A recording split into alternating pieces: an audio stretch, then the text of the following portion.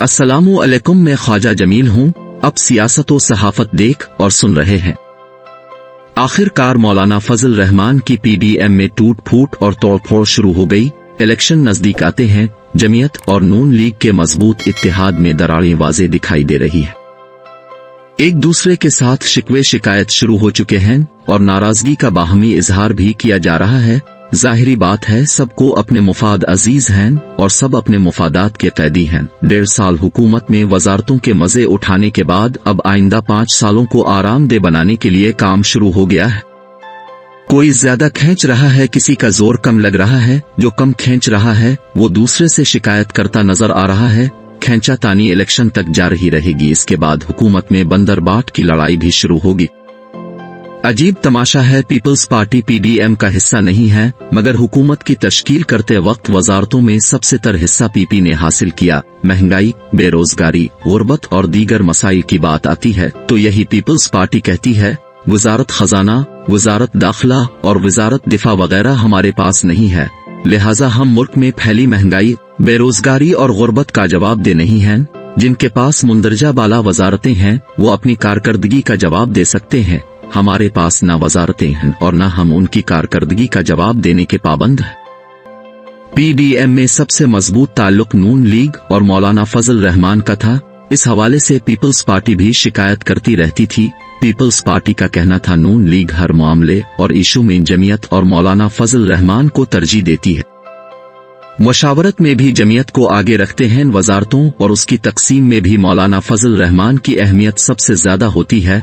गैर मुल्की वफूद से मुलाकातों में भी जमीयत को अहम पोजीशन हासिल होती है। इसके साथ बाहमी मशवरा और बातचीत में भी नून लीग और मौलाना फजल रहमान ही एक दूसरे के साथ राब्ते में रहते हैं। इलेक्शन करीब आते हैं, मामला उलट हो गया।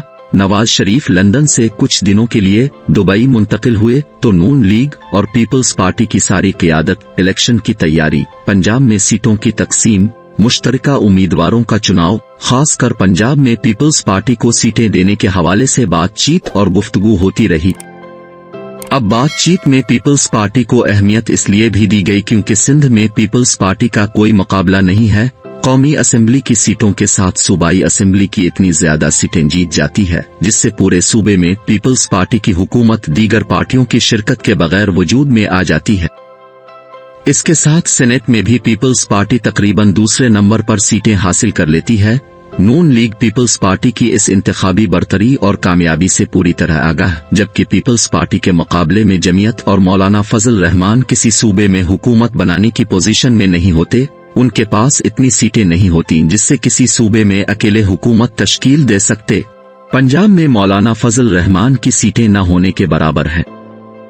इसी तरह सिंध में भी जमीयत की कारकर्दगी सिफर है, पीछे पख्तूनख्वा और बलूचिस्तान रह जाते हैं। इन दोनों सूबों में जमीयत की कारकर्दगी काफी अच्छी होती है। बहुत से इलाकों से जमीयत और मौलाना फजल रहमान कौमी और सूबाई असेंबलियों की सीटें जीतने में कामयाब हो जाते हैं। इस तमाम इंतखाबी कामयाबियों के बावजूद जमीयत की इंतखाबी कारकर्दगी इस दर्जे और लेवल की नहीं होती जिसके बाइस मौलाना फजल रहमान पख्तूनख्वा और बलूचिस्तान में अपनी पार्टी की हुकूमत बना सकें। इन दोनों सूबों में जमीयत को दीगर सियासी जमातों के साथ हुकूमत की तश्कील के लिए इत्तेहाद करना पड़ता है। कुछ लो और कुछ दो के फार्मूले पर अमल करके कुछ सूबाई वजारतें हासिल करती है, लेकिन किसी भी सूबे में वजारत आला हासिल करने में कामयाब नहीं होती। इसी तरह मरकज में भी मौलाना फजल रहमान अपनी पार्टी की जितनी हैसियत होती है इसके मुताबिक वजारतें हासिल कर पाते हैं, वो भी इस सूरत में जब मरकज में अक्सरियत हासिल करने वाली पार्टी के साथ उनका मुआहिदा ख्वाहिश के मुताबिक हो जाए। नून लीग मौलाना फजल रहमान और उनकी पार्टी की इस इंतखाबी कारकर्दगी से वाकिफ है। नून लीग जानती है इलेक्शन में जहां से फायदा हासिल होगा इत्तेहाद भी इसी के साथ किया जाएगा जिसकी इंतखाबी कारकर्दगी बेहतर होगी। इसी पार्टी को तरजीह देना नून लीग के बेहतर मुफाद में होगा। नून लीग महज ताल्लुकात की बुनियाद पर तो सियासत नहीं करती, जब भी इसने सियासत की है सबसे पहले अपने मुफाद को देखा है। जातियात, ताल्लुकात और कराबतदारी उनके नजदीक कोई अहमियत नहीं रखती। नवाज शरीफ और शहबाज शरीफ का माटो ही यही है, सियासी मुफादात के सामने जाती ताल्लुकात आ जाएं तो ताल्लुकात को कुर्बान करके सियासत और उसके मुफादात को मुंतखब कर लो। मौलाना फजल रहमान भी नून लीग और उसकी लीडरशिप के इसी उसूल की भींत चढ़े हैं, वरना माजी में नजर दौड़ाई जाए तो पीडीएम में सबसे फाल किरदार जमीयत और मौलाना फजल रहमान का। उन्होंने तहरीके इंसाफ की हुकूमत को सबसे ज्यादा टफ टाइम दिया, महंगाई मार्च करते रहे, लाहौर और इस्लामाबाद में धरने देते रहे। नून लीग तो इस वक्त इताब का शिकार थी। उनका हर लीडर नैब के मुकदमे में जेल यात्रा कर रहा था। हर तरफ नून लीग के रहनुमाओं की पकड़ धकड़ जारी थी, जबकि पीपल्स पार्टी सिंध से ट्रैक्टर मार्च करती हुई लाहौर में दाखिल हुई थी, लेकिन उनकी तादाद न मुतासिर अंगेज नहीं थी और न इतनी ज्यादा थी कि किसी मैदान को भर सके। बस इमरान खान के खिलाफ एहतजाज का शौक था जो बिलावल भुट्टो ने पूरा किया। इन हालात में मौलाना फजल रहमान ही थे जो इमरान खान हुकूमत के खिलाफ सफ अव्वल का किरदार निभा ही रहे। अपनी पार्टी के नौजवानों को मैदान में उतार कर नून लीग और पीपल्स पार्टी को भी हौसला दिया और इमरान खान को आर्म से हुकूमत करने नहीं दिया।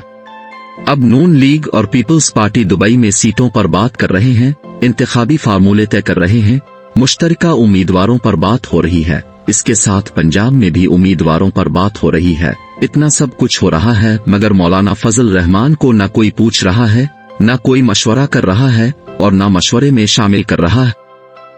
इन हालात में मौलाना फजल रहमान शिकवे और शिकायत कर रहे हैं तो बिल्कुल बजा कर रहे हैं। उन्होंने मीडिया के चीदा नुमाइंदों से बात करते हुए कहा, मुस्लिम लीग नून पीडीएम का हिस्सा है, जबकि पीपल्स पार्टी सिर्फ हुकूमत में शामिल है, पीडीएम में शरीक नहीं है। इसलिए हम सिर्फ नून लीग से दुबई में होने वाले मुज़ाकरात और बातचीत के हवाले से जवाब तलब कर सकते हैं। उन्होंने कहा, हम 2018 में इलेक्शन के बाद कौमी असेंबली और सूबाई असेंबलियों की सीटों पर हल्फ नहीं लेना चाहते थे। हम चाहते थे हल्फ लेने से इनकार कर देते और मुल्क में दोबारा इलेक्शन का मुतालबा कर देते। हमने दीगर सियासी जमातों को अपने इस मौक़िफ़ पर लाने के लिए बातचीत और गुफ्तगू भी की। बहुत सी पार्टियां हमारे मौक़िफ़ से मुताबकत भी रखती थीं, मगर पीपल्स पार्टी ने इख्तिलाफ किया, जिसकी बिना पर जमीयत को अपने मौक़िफ़ से पीछे हटना पड़ा। उन्होंने कहा, मैं तहरीके इंसाफ की हुकूमत के खिलाफ अदम एतमाद नहीं करना चाहता था और न अदम एतमाद मेरे मंशूर में शामिल था। मैं चाहता था हुकूमत के खिलाफ तमाम सियासी पार्टियां इतना शदीद एहतजाज करें जिसके बाइस तहरीके इंसाफ की हुकूमत को खुद ही इक़्तिदार छोड़ना पड़े। लेकिन यहाँ भी दीगर कई सियासी पार्टियों ने मेरे साथ इख्तिलाफ किया, जिसकी वजह से तहरीके इंसाफ की हुकूमत के खिलाफ मुश्तरका एहतजाज को मुलतवी करना पड़ा। दरमियान में हमारी पार्टी ने ही हुकूमत के खिलाफ एहतजाज किया। बात के दौरान मौलाना फजल रहमान ने इमरान खान पर झूठा इल्जाम आयद करते हुए कहा, इमरान खान इसराइल को तस्लीम करना चाहते थे, मगर हमने इमरान खान के इस एजेंडे को पूरा नहीं होने दिया और इसराइल को तस्लीम करने के रास्ते में रुकावट बने रहे। इसके साथ मौलाना फजल रहमान ने जनरल फैज हमीद के बारे में बात करते हुए बताया, जनरल फैज हमीद से मेरी मुलाकात हुई। बातचीत के दौरान जनरल फैज ने मुझसे कहा, मैं आपको पार्लियामेंट का रुकन और फिर सेनेट का चेयरमैन देखना चाहता हूं। मौलाना फजल रहमान के कहने का मतलब है, स्टेब्लिशमेंट चाहती थी मैं सेनेट का चेयरमैन बनूं, स्टेब्लिशमेंट ये भी चाहती थी मैं निजाम को ठीक भी करूं, लेकिन मैंने इनकार कर दिया। मौलाना फजल रहमान अब नून लीग से खास कर नाराज हैं। वो समझते हैं नून लीग जो अहमियत पहले देती थी, अब इस अहमियत में नुमाया कमी दिखाई देती है। उनका कहना है, नून लीग और पीपल्स पार्टी समेत दीगर सियासी जमातों ने जो कुछ भी मुझसे कहा, मैंने उनके कहने के मुताबिक काम किया। पीपल्स पार्टी तो पीडीएम का हिस्सा नहीं, मगर नून लीग तो मेरे साथ हर इशू पर मशावरत के अमल को दोहराती और किसी भी काम की तकमील से पहले भरपूर तरीके से बातचीत करती थी। जैसे ही इलेक्शन करीब आते जा रहे हैं, नून लीग इसी तरह से जमीयत उलमा से दूर होती जा रही है। उन्होंने कहा, मेरी नाराजगी नून लीग से ज्यादा है। पीपल्स पार्टी तो पीडीएम का हिस्सा नहीं है, इसलिए उनके साथ हमारी नाराजगी नहीं है। उन्होंने कहा, पीडीएम एक तहरीक है जिसने गुज़िश्ता सालों में मुल्क की सियासत में बहुत फ़ाल किरदार अदा किया है। गुज़िश्ता हुकूमत को अपनी लाइन दुरुस्त रखने में पीडीएम ने अपना बेहतरीन किरदार अदा किया, लेकिन पीडीएम की अब जरूरत बाकी नहीं रही, क्योंकि इसके जो मकासद थे पीडीएम ने बहुत हद तक उनको हासिल कर लिया है। नाजरीन, वीडियो अच्छी लगे तो लाइक और शेयर कीजिए।